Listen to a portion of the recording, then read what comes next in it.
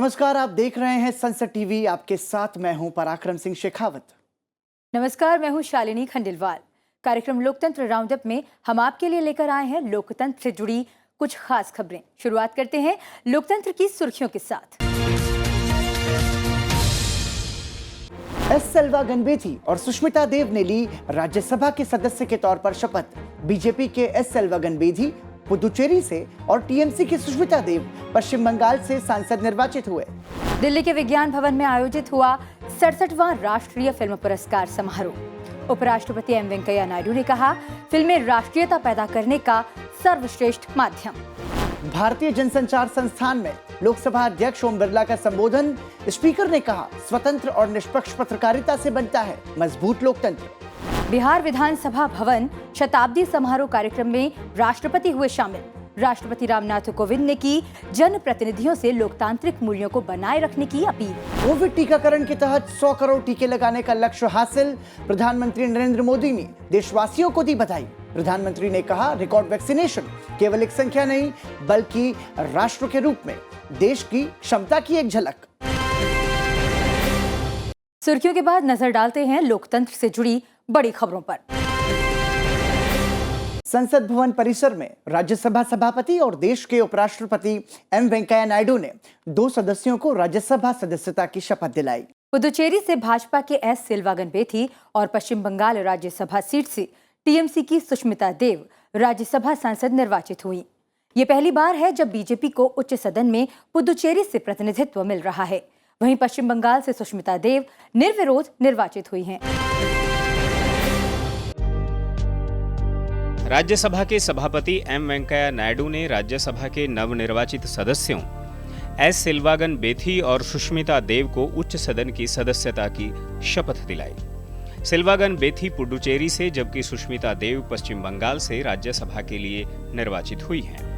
सेल्वा गणपति ने तमिल में और सुष्मिता ने बांग्ला में शपथ ग्रहण की। सदस्यों द्वारा लगातार विभिन्न भारतीय भाषाओं में शपथ लेने और सदन में होने वाली चर्चा में भाग लेने का उल्लेख करते हुए नायडू ने कहा, यह राज्यसभा की भावना के अनुकूल है। उन्होंने सदस्यों से आग्रह किया कि वह अपनी भाषाओं का इस्तेमाल करें और 22 निर्धारित भाषाओं में अनुवाद की सुविधा का लाभ उठाएं। शपथ ग्रहण समारोह में संसदीय कार्य मंत्री प्रहलाद जोशी, अल्पसंख्यक मामलों के मंत्री मुख्तार अब्बास नकवी, राज्यसभा के महासचिव पीपी के रामाचार्युलू और सचिवालय के अन्य वरिष्ठ अधिकारी मौजूद थे। उपराष्ट्रपति एम वेंकैया नायडू ने विज्ञान भवन में आयोजित 67वें राष्ट्रीय फिल्म पुरस्कार समारोह में भाग लिया। इस मौके पर उपराष्ट्रपति ने पुरस्कार विजेताओं को सम्मानित किया। उपराष्ट्रपति एम वेंकैया नायडू ने कहा कि भारत में दुनिया की सबसे ज्यादा फिल्में बनती हैं। हमारी फिल्मों को दुनिया भर में देखा और सराहा जाता है। 67वें राष्ट्रीय फिल्म पुरस्कार समारोह को संबोधित करते हुए उपराष्ट्रपति ने कहा कि भाषाओं की भिन्नता के बावजूद सिनेमा की अपनी ही अलग भाषा होती है जो सीधे दिलों को छूती है। 67वें राष्ट्रीय फिल्म पुरस्कार समारोह को संबोधित करते हुए उपराष्ट्रपति ने कहा कि भाषाओं की भिन्नता के बावजूद सिनेमा की अपनी ही अलग भाषा होती है जो सीधे दिलों को छूती है। इसलिए सिनेमा की भाषा सार्वभौमिक होती है। अन्य भाषाओं में भी उल्लेखनीय फिल्में बन रही है। भाषाओं के विभिन्नता के बावजूद सिनेमा की अपनी ही अलग भाषा होती है जो क्षेत्रीय या सांप्रदायिक सीमाओं से ऊपर है। अलग भाषा, अलग वेश, फिर भी अपना एक देश। विविधता में एकता भारत का विशेषण। उपराष्ट्रपति ने रीजनल कैटेगरी के राष्ट्रीय फिल्म पुरस्कारों की बात करते हुए कहा कि भारतीय फिल्म उद्योग ने विभिन्न भाषाओं में अपनी पहचान बनाई है और फिल्में राष्ट्रीयता पैदा करने का सर्वश्रेष्ठ माध्यम भी हैं। Film industry is one which gives us entertainment, which gives us enlightenment, which gives us encouragement, which makes us feel light when you are heavy with heart. And I can say with all my experience, the cheapest entertainment in the country, in the world for that matter, is cinema.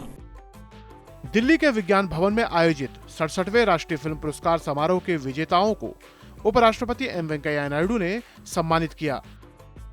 Manoj Vajpayee, Kangana Ranaut और धनुष को बेहतरीन अभिनय के लिए सम्मानित किया गया, तो बेस्ट मेल प्लेबैक सिंगर का अवार्ड केसरी के लिए वी प्रॉक को, तो बेस्ट सपोर्टिंग एक्ट्रेस का अवार्ड पल्लवी जोशी को दिया गया। इस मौके पर अभिनेता रजनीकांत को देश के सबसे बड़े फिल्म पुरस्कार दादा साहेब फाल्के पुरस्कार से सम्मानित किया गया।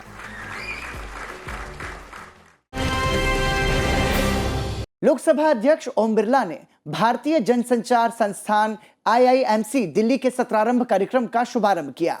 लोकसभा अध्यक्ष ने ऑनलाइन माध्यम से शिरकत करते हुए IIMC के 5 दिवसीय शैक्षणिक सत्र के शुभारंभ के मौके पर कहा कि स्वतंत्र और निष्पक्ष पत्रकारिता लोकतंत्र को मजबूत बनाती है। लोकसभा स्पीकर ने कहा कि समाज में मीडिया का अपना महत्व है और लोकतंत्र में स्वतंत्र निष्पक्ष मीडिया की भूमिका महत्वपूर्ण है। ऐसे में देश के सबसे प्रतिष्ठित मीडिया संस्थान के साथ शुरुआत करना स्वर्णिम भविष्य का एक महत्वपूर्ण पड़ाव है और IIMC में विश्व स्तर पर अपनी एक अलग पहचान बनाते हैं लोग। इसके लिए उन्होंने संस्थान के सभी सदस्यों के समर्पण का धन्यवाद किया। पत्रकारिता के क्षेत्र में देश के प्रमुख संस्थानों में से एक भारतीय जनसंचार संस्थान का नया सत्र आज से शुरू हो गया है। कार्यक्रम में लोकसभा अध्यक्ष ओम बिरला ने लोकतंत्र में स्वतंत्र और निष्पक्ष मीडिया की भूमिका पर चर्चा करते हुए कहा कि आज IIMC के विद्यार्थी देश विदेश में सूचना सेवा क्षेत्र में नेतृत्व कर रहे हैं। यहाँ के छात्र देश में नहीं बल्कि विदेशों में भी मीडिया, सूचना और संचार संगठनों का नेतृत्व कर रहे हैं। ये दिखाता है कि हमारे देश के युवा कितने प्रतिभाशाली हैं, कितने परिश्रमी हैं, जिन्होंने इस संस्थान के माध्यम से भारत का नाम गौरवमय बनाया है। लोकसभा अध्यक्ष ने कहा कि पत्रकारिता का दायरा बढ़ने से मीडिया की शक्ति बढ़ी है, लेकिन इसके साथ हमारी जिम्मेदारी और दायित्व भी बढ़े हैं। हमारा प्रयास होना चाहिए समाज के अंतिम दौर पर बैठा व्यक्ति, चाहे गांव के अंदर हो, चाहे बॉर्डर पर हो, चाहे किसान हो, चाहे मजदूर हो, उन गांव तक पहुंचना चाहिए जहां तक कोई नहीं पहुंचा, और वहां तक हमारी प्रगति कितनी पहुंची, कितनी हमारी आजादी के बाद 75 साल की प्रगति की यात्रा पहुंची। इसके लिए एक व्यापक प्रयास करने की आवश्यकता है। इसलिए आपको बहुत जिम्मेदारी के साथ ये काम करना पड़ेगा कि हमारी पत्रकारिता के अंदर जब कभी रैंकिंग आए तो भारत के नौजवान सबसे अग्रिम पंक्ति पर स्वतंत्र निष्पक्ष लेखक के रूप में भी हो और एक खोजी पत्रकारिता के रूप में भी हो। Indian institute of mass communication की स्थापना 1965 में हुई थी। दिल्ली के अलावा जम्मू कश्मीर, ओडिशा, महाराष्ट्र, मिजोरम और केरल में भी इसके ब्रांच हैं, जहां से अध्ययन करके नए पत्रकार समाज में अपनी एक विशिष्ट पहचान बना रहे हैं।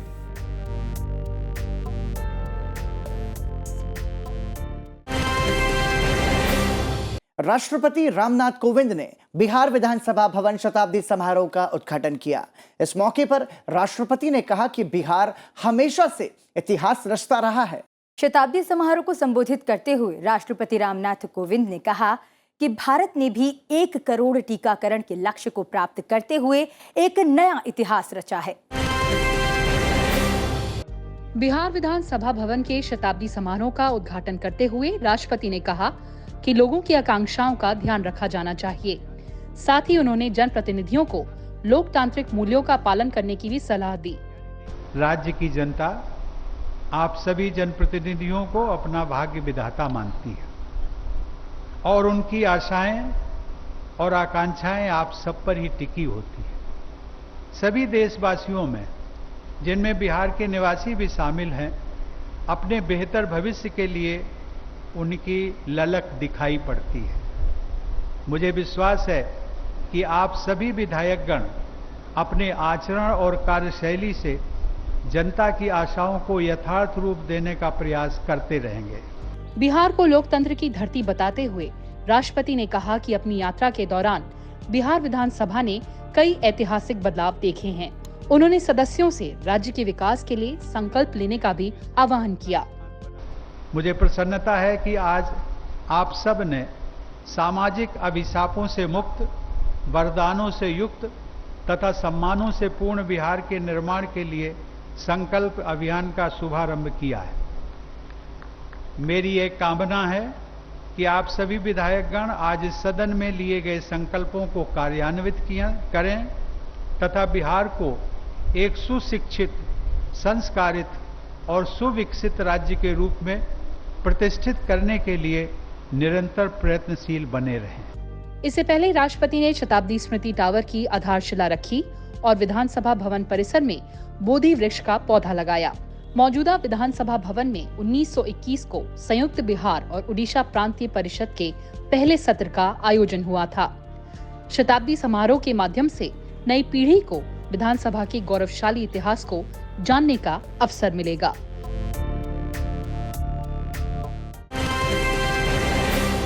लोकतंत्र राउंडअप में फिलहाल समय है एक छोटे से ब्रेक का। ब्रेक के बाद आपको बताएंगे भारत की ऐतिहासिक उपलब्धि पर प्रधानमंत्री नरेंद्र मोदी ने राष्ट्र के नाम क्या संदेश दिया। अब बने रहिए हमारे साथ, देखते रहिए कार्यक्रम लोकतंत्र राउंडअप। ब्रेक के बाद एक बार फिर आपका स्वागत है कार्यक्रम लोकतंत्र राउंडअप में। कोविड टीकाकरण के तहत 100 करोड़ टीके लगाने का लक्ष्य हासिल करने पर प्रधानमंत्री नरेंद्र मोदी ने देशवासियों को बधाई दी है। राष्ट्र के नाम संबोधन में प्रधानमंत्री ने इसका श्रेय भारत के 130 करोड़ नागरिकों को दिया। प्रधानमंत्री ने कहा कि रिकॉर्ड वैक्सीनेशन केवल एक संख्या नहीं है, बल्कि एक राष्ट्र के रूप में देश की क्षमता को भी ये दर्शाता है। प्रधानमंत्री ने कहा कि इस ऐतिहासिक उपलब्धि के लिए हमारे देश के वैज्ञानिक, डॉक्टर्स और नर्सिंग स्टाफ बधाई के पात्र हैं, क्योंकि ये सफलता उनकी कड़ी मेहनत और लगन का परिणाम है। त्योहारों के दौरान पूरी सतर्कता बरतने की अपील करते हुए प्रधानमंत्री ने कहा कि महामारी के खिलाफ देश की लड़ाई अभी खत्म नहीं हुई है।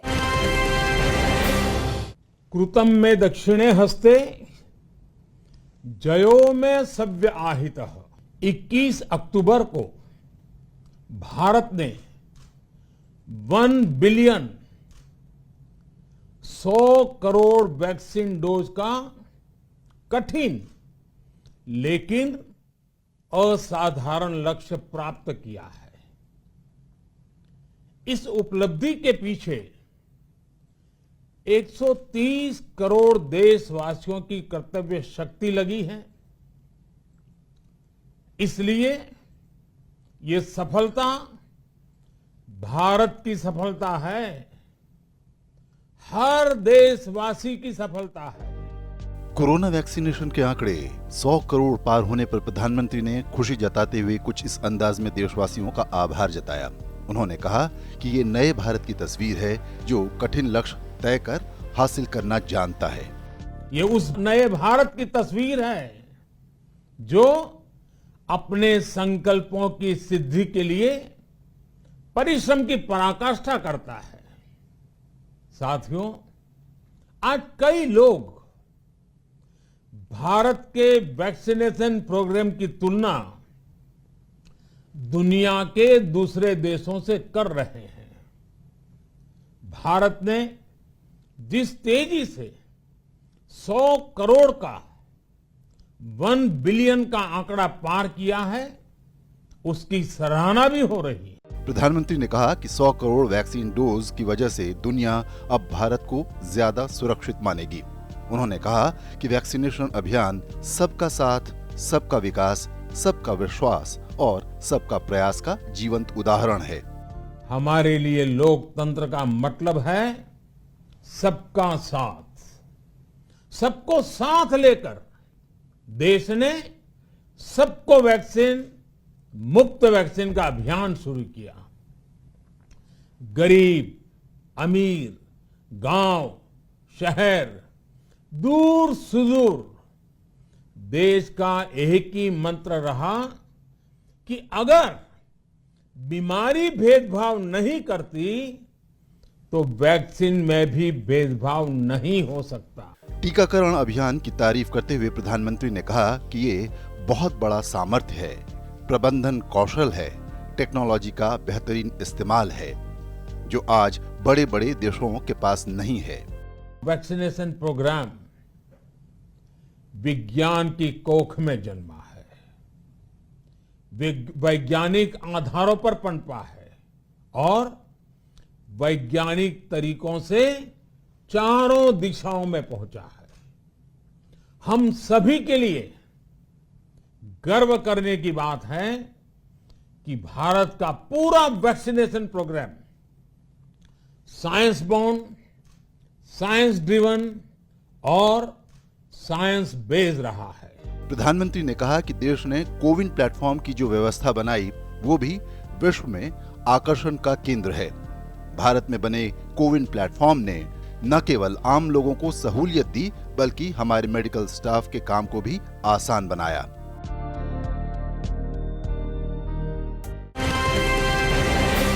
कोविड टीकाकरण में 100 करोड़ का लक्ष्य हासिल करने की शानदार उपलब्धि पर राष्ट्रपति, उपराष्ट्रपति, प्रधानमंत्री और लोकसभा अध्यक्ष ओम बिरला ने भी देशवासियों को बधाई दी। उन्होंने इसे वैज्ञानिकों, चिकित्सकों और नर्सिंग स्टाफ सहित भारतीयों के कठिन परिश्रम और सामूहिक भावना की जीत बताया। भारत की इस महान उपलब्धि पर WHO समेत दुनिया के कई देशों ने भी बधाई दी। राष्ट्रपति ने दुनिया के सबसे बड़ी टीकाकरण अभियान के इतिहास रचने पर खुशी जताई है। उन्होंने 100 करोड़ टीकाकरण की शानदार उपलब्धि पर देशवासियों को बधाई दी। सभी देशवासियों ने मिलकर के जो हमारा 100 करोड़ का वैक्सीनेशन था उसको हम पार कर गए। उपराष्ट्रपति ने भी 100 करोड़ कोविड टीके का आंकड़ा पार करने पर खुशी जताते हुए केंद्र और राज्य सरकारों के प्रयासों की सराहना की है। This is indeed a significant milestone in our collective fight against the coronavirus. I congratulate all our frontline healthcare workers, scientists, vaccine manufacturers, states and central government on this remarkable achievement in such a short span of time. प्रधानमंत्री नरेंद्र मोदी ने टीकाकरण अभियान से जुड़े सभी पेशेवरों का आभार जताया है। मैं देश की वैक्सीन मैन्युफैक्चरिंग कंपनियां, वैक्सीन ट्रांसपोर्टेशन में जुड़े कर्मयोगियां, वैक्सीन लगाने में जुटे हेल्थ सेक्टर के प्रोफेशनल्स, सभी का खुले मन से, हृदय से बहुत बहुत आभार व्यक्त करता हूं। लोकसभा अध्यक्ष ने भी इस लक्ष्य को हासिल करने पर खुशी जताई है। उन्होंने उम्मीद जताई है कि सभी लोगों को वैक्सीनेट करने का लक्ष्य भी जल्द हासिल होगा। केंद्रीय गृह मंत्री अमित शाह समेत कई केंद्रीय मंत्रियों और राज्यों के मुख्यमंत्रियों ने इस उपलब्धि के लिए सरकार और स्वास्थ्य कर्मियों को बधाई दी है। पड़ोसी और दूसरे देशों की ओर से भी इस कामयाबी के लिए भारत को बधाई दी गई है। यूनिसेफ और विश्व स्वास्थ्य संगठन के महानिदेशक टेड्रोस अधानोम घेब्रेयेसस ने प्रधानमंत्री नरेंद्र मोदी, वैज्ञानिकों, स्वास्थ्य कर्मियों और भारत के नागरिकों को बधाई दी।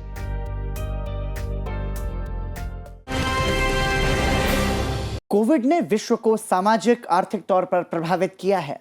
कोविड को नियंत्रित करने में डॉक्टर्स और हेल्थ वर्कर्स ने महत्वपूर्ण भूमिका निभाई है। लोकसभा स्पीकर ने विश्व कोविड एवं क्रिटिकल केयर विषय पर आयोजित इस सम्मेलन को वर्चुअल माध्यम से संबोधित करते हुए ये बात कही। लोकसभा अध्यक्ष ने कहा कि महामारी का सामना हमें मिलकर करना होगा। वैश्विक समस्याओं को लेकर पूरे विश्व को एक होना पड़ेगा। इस सम्मेलन में लोकसभा अध्यक्ष ने विश्व के सभी डॉक्टर्स, पैरामेडिकल स्टाफ और रिसर्चर्स को बधाई देते हुए कहा कि आपके प्रयासों से इस वैश्विक महामारी से लड़ा जा सका। पेंडेमिक के अंदर क्रिटिकल केयर का सबसे बड़ा महत्वपूर्ण योगदान होता है और उस क्रिटिकल केयर के योगदान में हमें आज की नई इंफॉर्मेशन टेक्नोलॉजी, नई टेक्नोलॉजी का उपयोग करने की आवश्यकता है, क्योंकि दुनिया के अंदर अब कोई भी महामारी का अगर मुकाबला किया जा सकता है तो नई टेक्नोलॉजी से ही मुकाबला किया जा सकता है। मैं आप सब चिकित्सकों, वैज्ञानिकों को विशेष रूप से धन्यवाद देना चाहता हूं कि आपने दुनिया के अंदर विज्ञान के क्षेत्र में, चिकित्सा की टेक्नोलॉजी क्षेत्र में जो नया डेवलप किया है वो अपने आप में ऐतिहासिक है। लोकसभा सचिवालय की ओर से संसद भवन के पुस्तकालय भवन में आयोजित सांस्कृतिक कार्यक्रम में लोकसभा अध्यक्ष ओम बिरला ने शिरकत की। कार्यक्रम को संबोधित करते हुए लोकसभा अध्यक्ष ने कहा कि लोकसभा सचिवालय परिवार 130 करोड़ लोगों के सपनों और आकांक्षाओं को पूरा कर रहा है।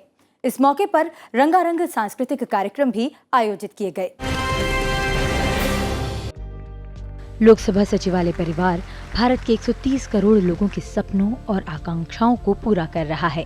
लोकसभा अध्यक्ष ओम बिरला ने लोकसभा सचिवालय के अधिकारियों और कर्मचारियों के एक कार्यक्रम को संबोधित किया। लोकसभा अध्यक्ष ओम बिरला ने कहा कि लोकसभा सचिवालय परिवार भारत के 130 करोड़ लोगों के सपनों और आकांक्षाओं को पूरा करने में तत्पर है। सचिवालय की कार्य संस्कृति की सराहना करते हुए लोकसभा अध्यक्ष ओम बिरला ने कहा कि ये कार्य संस्कृति दुनिया में सर्वश्रेष्ठ है। संसद की कार्रवाई, यहाँ की नियम प्रक्रियाएं, यहाँ का जीवंत लोकतंत्र, ये सब आपके प्रयासों से ही संभव हो पाया है, क्योंकि आप सब जिस प्रतिबद्धता से, जिस तन्मयता से काम करते हैं, आपकी कोशिश रहती है कि लोकसभा का ये सचिवालय दुनिया का सर्वश्रेष्ठ प्रतिष्ठान बने,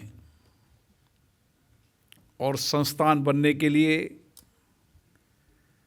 उसमें जहाँ पर जनप्रतिनिधियों का योगदान होता है, लेकिन जनप्रतिनिधियों को के सहयोग के लिए, उनकी कैपेसिटी बिल्डिंग करने के लिए, उनके सहयोग के लिए कर्मचारियों का भी बहुत बड़ा योगदान होता है। और आज मुझे खुशी है कि मेरे संस्थान, जिसको हम लोकतंत्र का मंदिर कहते हैं, जिसके प्रति देश की 130 करोड़ जनता का आस्था है, विश्वास है, भरोसा है कि इस लोकतंत्र की मंदिर से जो बातें होंगी, जो संवाद होगी, जो चर्चा होगी, वो हमारे हित में होगी, और उस चर्चा संवाद से जो मंथन होगा, उससे देश की जनता का कल्याण होगा। लोकसभा अध्यक्ष ओम बिरला ने दीपावली और छठ के पावन अवसर पर अधिकारियों और कर्मचारियों को बधाई दी। लोकसभा अध्यक्ष ने उन अधिकारियों को भी याद किया जिन्होंने कोविड-19 महामारी में अपनी जान गंवाई, और कहा कि सचिवालय उनके परिवारों के साथ खड़ा रहेगा। ये कहते हुए कि मृतक कर्मचारियों के परिवार के सदस्यों को रोजगार प्रदान करने की प्रक्रिया शुरू की गई है। कोरोना वैश्विक महामारी के संकट के समय हमारे कई साथी हमारे बीच में नहीं रहे, उनकी पीड़ा हम सबको है। हमारी जिम्मेदारी है कि जो साथी हमारे बीच में नहीं रहे, उनके परिवार के लोग भी हमारे परिवार के लोग हैं, और इसीलिए हम शीघ्र ही उनके परिवार के लोगों को हमारे लोकसभा के सचिवालय के कर्मचारी बनाने के लिए कोशिश कर रहे हैं, जिसके शीघ्र परिणाम आएंगे। एक परिवार की ये जिम्मेदारी होती है कि हर संकट, हर दुख की घड़ी में सारा परिवार सामूहिकता के साथ उनके दुख को दूर करने का काम करें। और मुझे पता है कि कोरोना वैश्विक महामारी के समय आपने जिस चुनौती के साथ काम किया, संसद देर रात्रि तक चली और देर रात्रि तक आपने काम किया, ये आप सबके लिए बहुत बड़ी चुनौती थी, हम सबके लिए बहुत बड़ी चुनौती थी। इस अवसर पर लोकसभा कर्मचारी संघ ने दीपावली के अवसर पर सांस्कृतिक कार्यक्रम श्री राम भक्ति गाथा, एक नृत्य नाटक का आयोजन किया।